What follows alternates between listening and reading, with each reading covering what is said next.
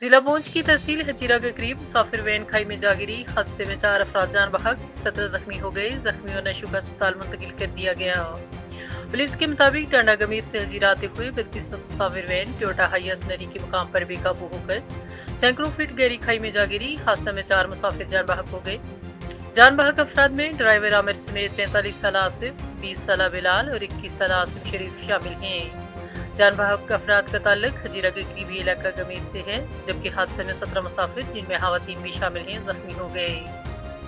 जख्मियों को तहसील हेडक्वार्टर अस्पताल हजीरा मुंतकिल किया गया, जबकि 6 शदीद जख्मियों को रावलाकोट सीएमएच रेफर कर दिया गया।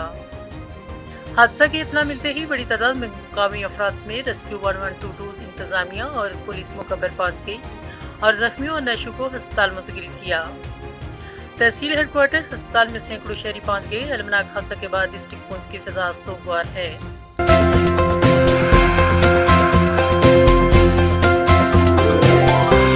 Perl news.